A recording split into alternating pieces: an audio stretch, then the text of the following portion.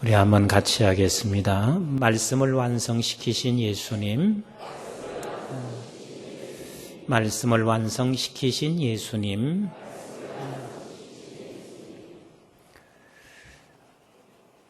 오늘 본문은 주님이 이렇게 말씀하시고 있습니다. 내가 율법을 폐하러 온 것이 아니라 율법을 완전케 하기 위해서 오셨다 라고 말씀하시고 계세요.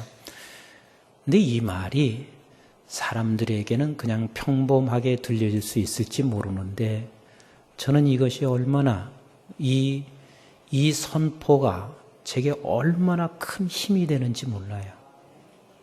우리 주께서 말씀을 완성케 하러 오셨다. 말씀을 완성케 하셨다. 율법을 완전케 하셨다. 이 말은 굉장한 말입니다. 만약에 주님께서 말씀을 완전케 하지 않았으면 우리는 말씀을 가까이 갈 수가 없어요. 근데 우리 주님께서 말씀을 완전케 하셨기 때문에 우리가 주님의 말씀 앞에 가까이 나갈 수가 있습니다. 그래서 이 말씀을 완전케 하셨다 하는 이 말은 우리가 의인이 돼서 말씀을 접하게 됐다 하는 말이고, 죄인으로서 말씀을 접하는 게 아니라 의인으로 말씀을 접한다 하는 뜻입니다. 그러니까 이거 굉장한 이야기예요. 자, 그러면 한번 이렇게 예를 들어서 제가 설명을 해드리겠습니다. 제가 이제 영국에 들어가서 거기서 1년간은 옛날 운전면허를 가지고 제가 쓸 수가 있어요. 근데 1년이 지나고 나면 그걸 이제 갱신하든지 다시 면허를 거기서 따든지 그렇게 해야 돼요. 근데 어찌하다 보니까 이 면허를 갱신하지 못했어요. 그리고 이제 웨일즈에서 런던을 오게 되는데 오지 않으면 안 되는 상황이에요. 그래서 운전면허가 없는 것은 아닌데 이게 갱신이 안 되는 문제이기 때문에 일단은 제가 자동차를 몰고 웨일즈에서 런던으로 이렇게 내려오고 있는데 런던 가까이 왔습니다. 가까이 왔더니 금방 교통경찰이 막 그냥 나를 쫓아오는데 저 뒤에서부터 나를 쫓아오는 것 같이 느꼈어요. 근데 막 삐릿거리면서 계속해서 교통경찰이 오는데 이거 큰일 났구나. 나 걸렸구나. 막 그래서 그 순간에 별 생각이 다 났어요. 내가 잡히면 내가 한국 사람이니까 영어를 아무것도 못하는 것처럼 입을 딱 다물고 있어야지.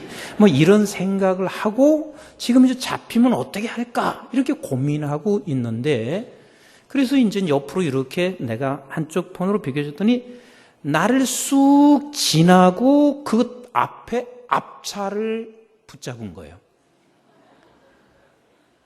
그런데 나를 그냥 쑥 지나가는데 그렇게 행복할 수가 없어요. 이 내 마음에 이 기쁨이라는 건 이루 말할 수가 없었어요. 너무 기뻤어요. 그때 그 이후로 제가요 운전면허 빨리 갱신했을까요? 안 했을까요? 그냥 빨리 운전면허를 제일 먼저 갱신을 했습니다. 내가 그때 느낀 게 있습니다. 경찰을 보니까 죄를 짓고 나면 죄가 있는 상황에서는 경찰이 되게 무섭더라고요. 난 그렇게 무서운 줄 몰랐어요. 근데 내가 죄를 가지고 있다 생각하니까 경찰이 되게 무서워. 그냥 옆에 가까이 오는 자체가 그렇게 무서울 수가 없어요.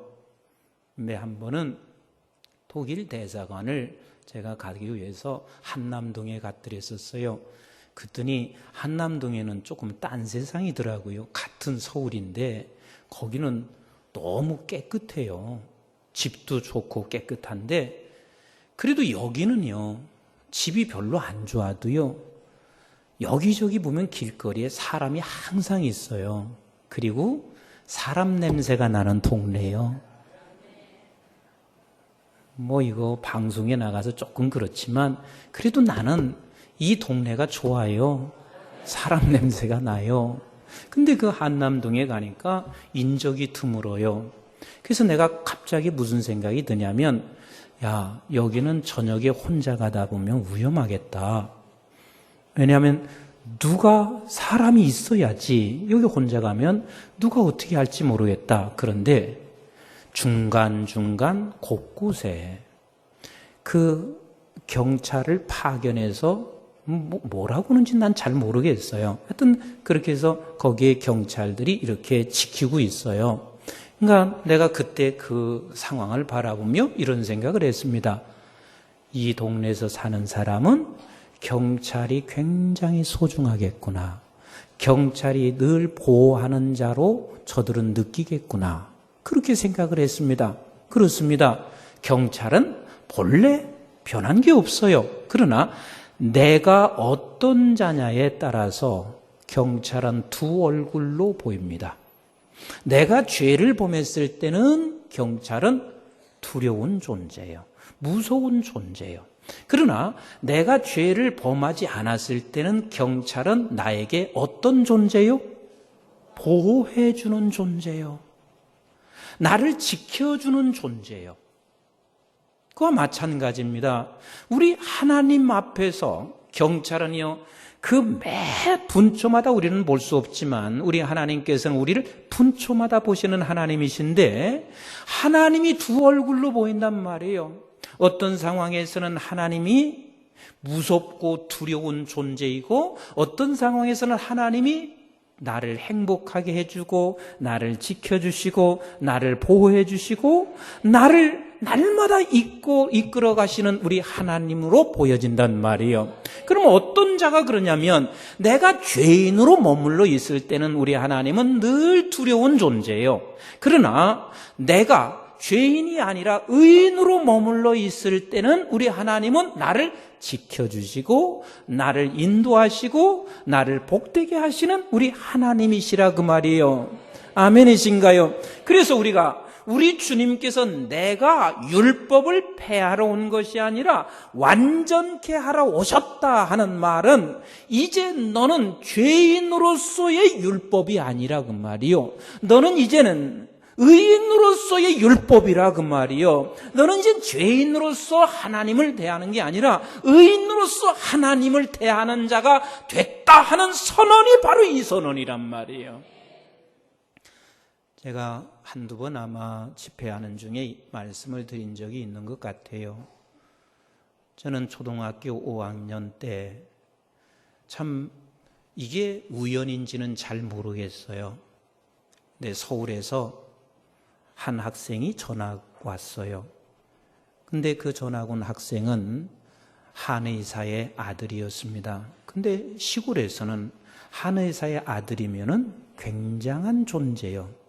근데 이 한의사 아들이 저를 참 좋아해서 얘가 점심때 내가 빵 사줄게 저기 가게 가자 그랬어요. 그래서 빵 하나 얻어 먹으려고 같이 따라갔어요. 근데 어떻게 얘가 번개처럼 신성칼 2개를 훔쳤어. 그리고 오는데 여러분 신성칼이 뭔지 잘 모를 거예요. 뭐 옛날에 계신 분들은 철루돼서 이게 신성칼이라는 게 있었어요. 이게 2개를 딱 훔쳐가지고 하나를 저를 주는 거예요. 주면서 야 이거 가져. 그래서 이거 훔친 거잖아. 그랬더니 괜찮아 가져. 그런데 사실은 안 가질 수 없는 입장이 됐어요. 그래서 얘가 훔친 거 하나를 내가 갖게 됐어요. 그리고 나서 5째 시간을 마치고 집으로 돌아오는 길에 배가 갑자기 뒤틀리면서 아프며 그리고 나는 길바닥에 쓰러졌습니다. 그리고 병원으로 옮겼어요. 그리고 병원에 가서 6개월 동안 제가 병원 생활을 하게 됐습니다. 근데 6개월 동안 병원 생활을 할 때 그냥 생활하는 게 아니에요.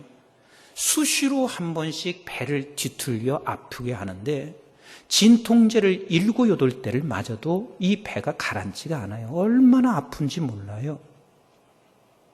그러니 하나님 앞에 늘 제가 기도하는 게 신성칼로 훔친 거 용서해 주세요. 이거밖에 없어요. 내가 아무리 죄를 생각해봐도 죄가 생각이 나지 않아. 근데 신성갈 내가 훔친 건 아니지만 그거 가진 거 용서해 주세요. 그리고 부르는 찬송은 천부여 의지 없어서. 이게 지금 초등학생이 부를 찬송이냐고요. 근데 늘 천부여 의지 없어서 이 찬송을 6개월 동안 계속 부르는 거예요. 어찌됐든 간 하나님께서는 제 질병을 치료해 주시고 10개월 만에 제가 학교를 다시 나오게 되고, 그리고 난 후에 하나님이 너무 무서워요. 조금만 잘못하면 하나님이 또 칠 것 같아.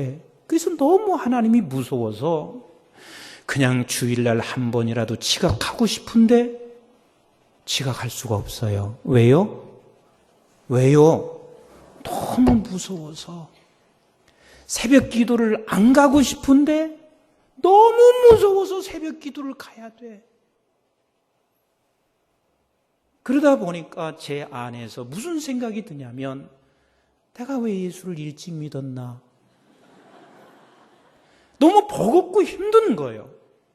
두렵고 무서워서 신앙생활을 하기는 하고 내가 신앙생활을 벗어날 수는 없고, 그러니까 무서워서 신앙생활 하는데 너무 힘들으니까 남들이 가끔 가다가 예수 믿어라 그러면 뭐라고 하냐면, 나 죽을 때쯤 돼서 내가 예수 믿을게 하는 그 말이 나도 그렇게 동의가 돼요. 나도 좀 죽을 때쯤 그래서 예수 믿으면 얼마나 좋을까, 이런 생각을 수없이 했어요. 이러면서 중고등학교 시절, 그렇게 좋은 시절에 한 번도 제가 곁길을 가볼 수가 없었어요. 누구 하나 눈길을 줄 수가 없었어요. 저 이래봐도 인기가 괜찮았거든요. 근데 한 번도 눈길을 줄 수가 없었어요. 무서워서. 그런데 대학교 1학년에 입학하면서 저는 그때 굉장히 회의를 가졌습니다. 그게 우연일 수도 있는데 내가 왜 이렇게 사나? 나는 왜 이렇게 하나님이 무서운가? 그러면서 정말 신앙의 회의가 찾아왔습니다. 내가 이렇게 신앙생활을 해야 하나? 10여 개월을 그런 고민과 그리고 번뇌 속에서 그렇게 살아왔습니다.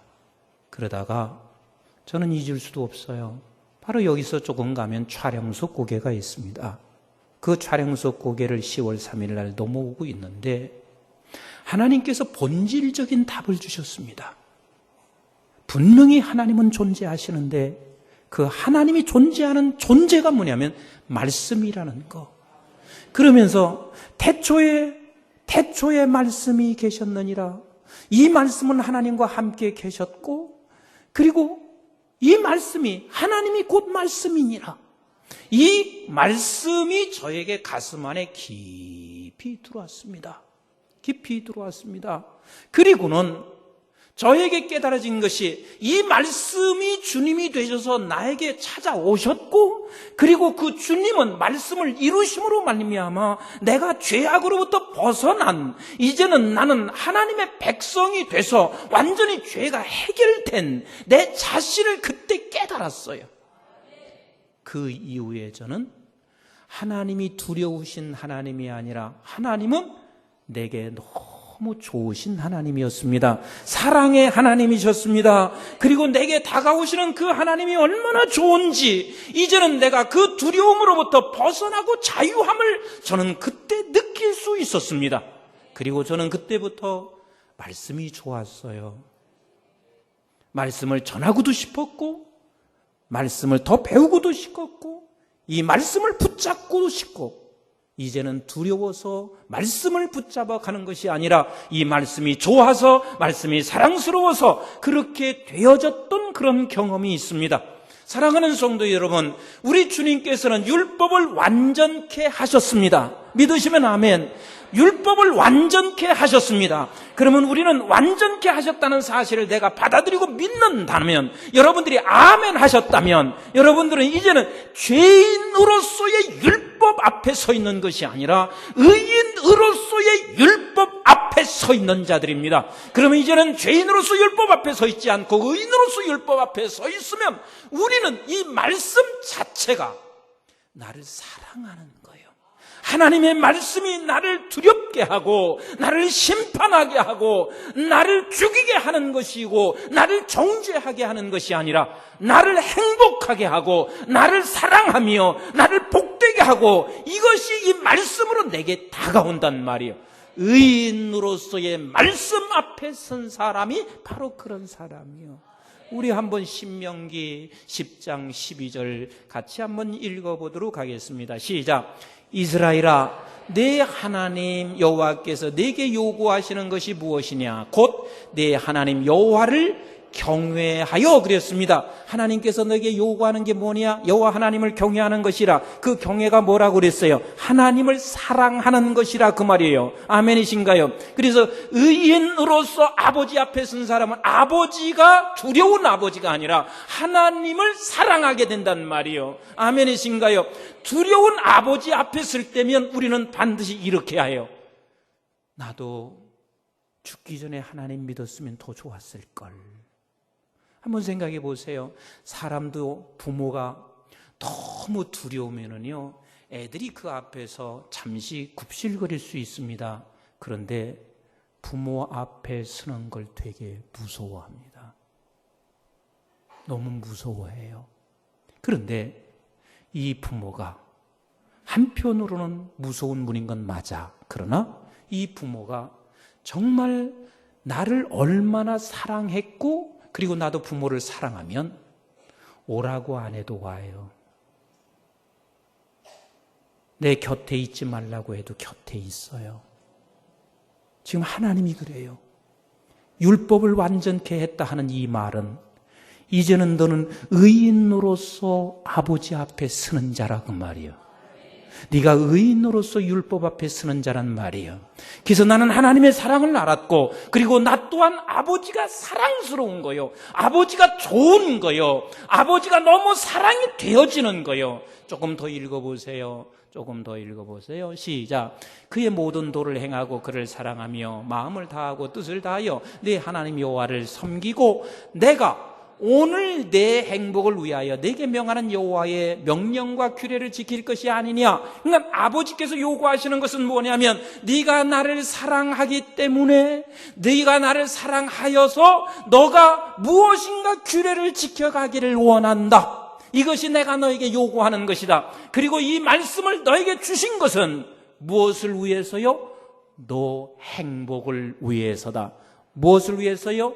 내 행복을 위해서 내게 말씀을 주었다 말씀하시고 계세요. 그뿐만 아니라 우리 하나님께서 우리에게 주신 말씀은 두려운 것이 아니라 이 말씀이 우리를 지켜주시는 거요. 이 말씀이 우리를 인도하시는 거요. 시편 119편 105절 말씀 같이 한번 읽어봐요. 시작. 주의 말씀은 내 발의 등이요 내 길의 빛이니이다. 그렇습니다. 하나님께서 이 세상에 살아가는 어간 우리가 이 세상 살아가는데 얼마나 많은 험난한 길이 있는지 모릅니다. 캄캄합니다. 어디로 가야 할지 우리는 알 수가 없습니다. 언제 웅덩이에 우리가 빠질 수 있을지 알 수가 없어요. 그러나 주의 말씀이 내 발의 등불이라고 말씀하시고 계십니다. 이게 말씀이란 말이에요. 두려운 게 아니라 우리에게는 이 말씀이 나를 지키시고 이 말씀이 나를 인도하시고 그리고 나를 등불처럼 인도하시는 것이 우리 하나님의 말씀이요. 누구만이 이 말씀을 이렇게 받아들일 수 있냐면 의인으로서의 율법 앞에 선 자가 그렇다 그 말이요. 의인으로서 율법 앞에 선 자. 우리 한번 시편 119편 97절부터 같이 한번 읽어봅니다. 시작. 내가 주의 법을 어찌 그리 사랑하는지요 그랬습니다. 내가 주의 법을 어찌 그리 사랑하는지요. 이 말을 내가를 여러분들의 이름을 붙여서 한번 다시 읽어봅니다. 시작. 석순이가 주의 법을 어찌 그리 사랑하는지요. 이렇게 되시기를 주님의 이름으로 축복합니다. 왜냐하면 여러분은 의로운 자로 율법 앞에 선 자이기 때문에 그렇습니다. 우리 주님께서 율법을 완전케 하셨기 때문에 그렇습니다. 그래서 내가 주의 법을 어찌 그리 사랑하는지요. 어찌 그리 사랑하는지요. 그래서 사랑하기 때문에 어떻게 하고 있어요? 같이 읽어요. 시작. 내가 그것을 종일 작은 소리로 읊조리나이다. 사랑하면 종일 읊조릴 수밖에 없어요. 나는 여러분들에게 제가 하고 있는 것 중에 이런 것은 본을 받았으면 좋겠어요. 저는 아침에 말씀 한 구절을 봅니다. 외우려고 하지도 않아요. 이제 나이 들어가면은요, 머리가 안 돌아가서 외워지지도 않아요. 그런데 말씀 한 구절을 읽잖아요. 그러면 하나님이 남을 때도 있고 내가 너와 함께 한다는 말이 남을 때도 있고 뭔가 하나가 남아요. 그러면 그 남은 거 가지고 읊조리면서 살아가는 거예요. 이 세상 얼마나 복잡해요. 얼마나 힘들어요. 그런데 이걸 읊조리면서 살아간다 그 말이에요. 왜? 나는 이 말씀이 정말 좋아요.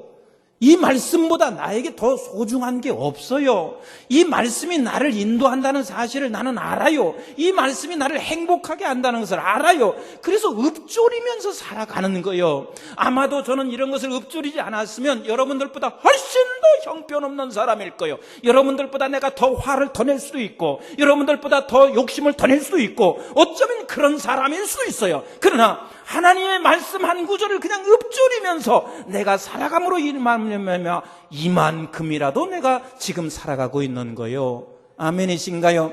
말씀을 사랑하는 사람이면 당연히 읊조리면서 살아가야죠. 그 다음을 한번 읽어보실까요? 시작. 주의 계명들이 항상 나와 함께함으로 그것들이 나를 원수보다 지혜롭게 하나이다 그랬습니다. 맞습니다. 하나님의 말씀이 결국은 모든 원수보다 원수를 이길 수 있는 지혜를 우리에게 가르치시고 인도하십니다. 또 계속 읽어봅니다. 시작. 내가 주의 증거들을 늘 읊조림으로 나의 명철함이 나의 모든 스승보다 나으며 그랬습니다. 그 어떤 스승과 비교할 수 없는 이 하나님의 말씀, 이것이 우리 주님께서 우리에게 주신 말씀이란 말이요. 그분이 이 말씀을 완전히 이루시고 우리에게 주셨습니다. 그래서 이 말씀은 우리에게는 사랑의 말씀이란 말이요. 우리를 행복하게 한단 말이에요. 우리 한번 100절을 같이 읽어봅니다. 시작. 주의 법도를 지킴으로 나의 명철함이 노인보다 나으니라 그랬습니다. 그렇습니다. 하나님의 말씀을 붙잡고 사는 사람은 내가 나이가 어리다 할지라도 노인보다 훨씬 더 지혜로운 사람이 될 수 있습니다. 계속 한번 읽어봅니다. 시작. 내가 주의 말씀을 지키려고 발을 금하여 모든 악한 길로 가지 아니하였사오며 주께서 나를 가르치셨으므로 내가 주의 규례들에서 떠나지 아니하였나이다. 주의 말씀의 맛이, 주의 말씀의 뭐가? 맛이, 주의 말씀의 맛이 내가 어찌 그리 단지요, 어찌 그리 단지요. 아멘.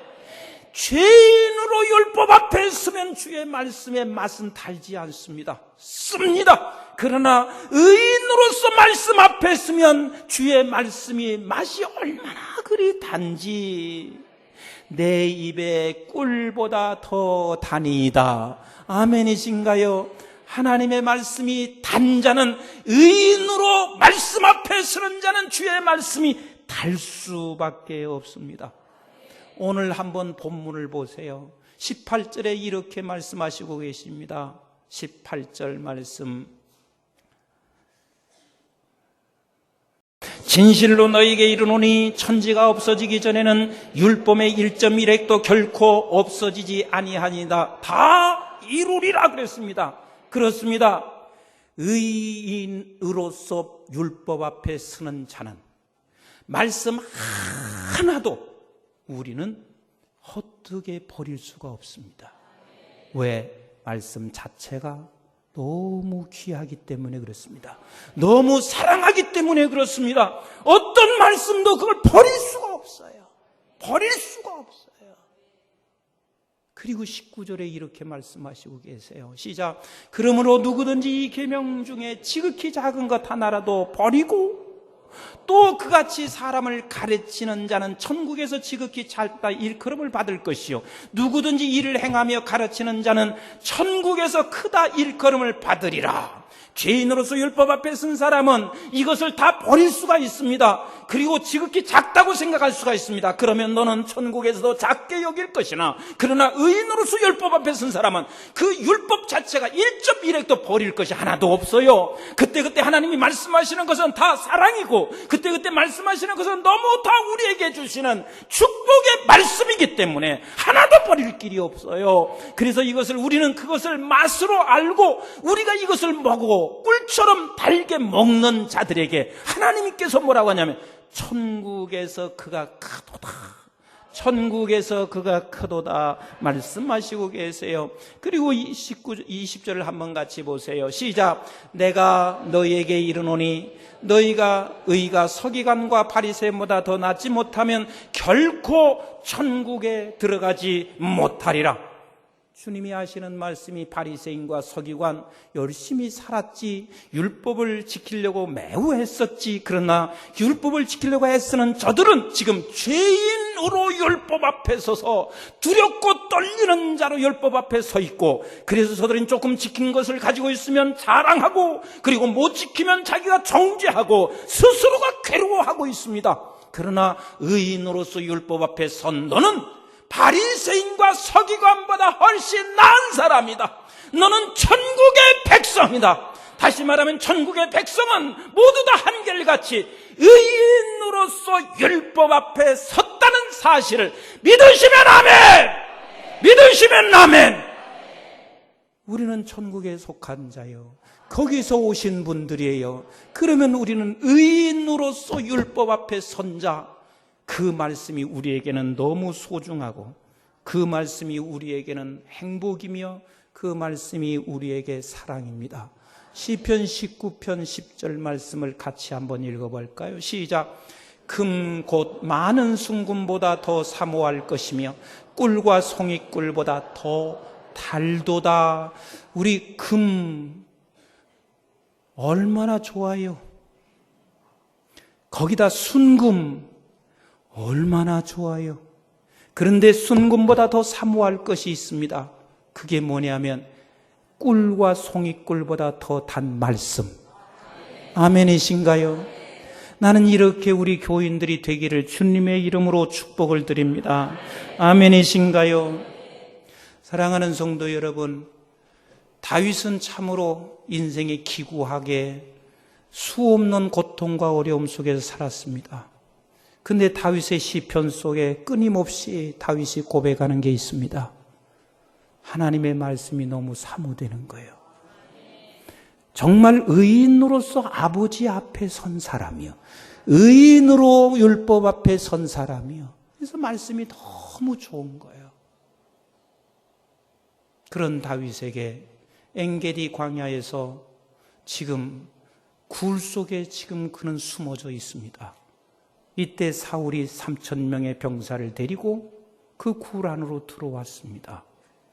말씀을 사랑하는 다윗에게 지금 옆에 있는 동료가 말을 하고 있습니다. 지금이 기회입니다. 저 사울을 죽일 수 있는 기회입니다. 근데 하나님의 말씀이 그에게 들려왔습니다. 기름 부음 받은 자를 손대지 마라. 그는 어떤 것보다 이 말씀이 가장 사랑스러운 거예요. 그 어떤 것과 바꿀 수 없을 만큼 가장 맛있는 거예요. 이게 절호의 기회예요. 저를 이제는 죽이면 나는 도망다니지 아니할 수 있는 절호의 기회. 그런데 하나님께서 그 절호의 기회에 하나님이 말씀하시고 있습니다. 기름 부음 받은 종, 네가 손대지 마라. 다윗은 진짜 말씀을 꿀송이처럼 먹고 있습니다. 그래서 손대지 않습니다. 그러나 사울은 반대였습니다. 하나님의 말씀보다는 당신이 아버지 앞에 죄인으로서 늘 그 앞에 서서 때로는 아버지 말씀을 두려워하기도 하고, 두려워하면서 그는 날마다 자기가 어떻게 하면 자기 방식으로 살아갈 수 있을 것인가만은 고안해내고 있는 사울이었습니다. 하나님께서 사울을 향해서 말씀하시기를 내가 너를 택한 것을 후회한다라고 말씀하시고 계세요. 우리 하나님은 우리를 향해서 가장 기뻐하실 때 아버지 하나님의 말씀을 내가 사랑하고 꿀송이보다 더 달게 여기며 이것이 나의 행복을 주고 있는 것, 이것이 나에게 가장 축복이라는 사실을 알며 말씀을 붙잡을 때, 말씀을 먹을 때, 그때 하나님이 기뻐하세요. 하나님의 말씀은 우리에게 최고의 선물이었습니다. 그래서 우리 주님께서 내가 이 땅에 오셔서 율법을 폐하러 온 것이 아니라 율법을 완전케 하셨다는 이 말씀은 저와 여러분들에게 이제는 율법이 두려운 존재가 아닌 율법은 우리에게 가장 최고의 선물입니다. 이걸 믿으시나요? 그래서 하나님의 말씀이 우리에게 다가올 때는 이것은 최고의 선물입니다. 지금 이 시간도 저와 여러분들에게 하나님은 말씀하시고 계십니다. 덥지. 그냥 빨리 끝났으면 좋겠지. 그런데 하나님이 말씀하시고 계십니다. 나는 네가 아멘하고 말씀 듣는 게 너무 좋아. 아멘할 때 내가 되게 좋거든. 그냥 그래서 하나님이 내게 그냥 말씀하시면 그냥 아멘하고 먹으시면 돼요. 그때 우리 하나님께서는 우리를 기뻐하시는 하나님이시고, 틀림없이 우리 하나님은 그런 저와 여러분들을 통해서 하나님의 나라가 반드시 이루어지는 것을 확신합니다. 우리 한번 이사야서 55장 8절과 9절 말씀을 같이 한번 읽어봅니다. 시작. 이는 내 생각이 너의 생각과 다르며 내 길은 너의 길과 다름이니라.